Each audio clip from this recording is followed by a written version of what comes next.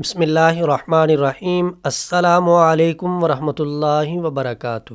محبت کے لیے آپ نے سورہ طٰہٰ کی آیت نمبر 39 اس کو اچھے سے یاد کرنا ہے۔ طریقہ کار میں بتا دیتا ہوں، اس کے مطابق آپ نے اس آیت کو اپنے استعمال میں لانا ہے۔ آپ کی جائز محبت آپ کو مل جائے گی۔ یاد رکھیں کہ ہمارے جتنے اعمال و وظائف ہیں ان کی عام اجازت ہے، صرف ایک شرط ہے کہ ان کو ناجائز مقصد کے لیے آپ نے استعمال نہیں کرنا، جائز کے لیے کریں اور فائدہ اٹھائیں۔ ہمارے جتنے بھی اعمال و وظائف ہیں وہ الحمدللہ قرآن و سنت کی روشنی میں ہوتے ہیں، کوئی عمل ہمارا خلاف شرع نہیں ہے۔ یہ عمل محبت کے حصول کے لیے ہے۔ کسی کے دل میں نفرت ہے تو وہ ختم ہو جائے گی، محبت پیدا ہو جائے گی۔ کوئی روٹھ گیا ہے تو وہ آپ سے راضی ہو جائے گا، کوئی دور گیا ہوا ہے تو وہ آپ کے قریب آ جائے گا۔ آپ نے عشاء کی نماز سے فارغ ہو کے جائے نماز پہ بیٹھ کے اول آخر 11 مرتبہ درود پاک پڑھنا ہے اور 1100 مرتبہ آپ نے سورہ طٰہٰ کی آیت نمبر 39 کو پڑھنا ہے۔ جب آپ پڑھ لیں تو آپ نے حکم لگانا ہے، طالب کا نام، اس کی والدہ کا نام، مطلوب کا نام اور اس کی والدہ کا نام لے کے محبت کا حکم لگا دینا ہے۔ پھر اگلے دن آپ نے یہ نقش لکھنا ہے،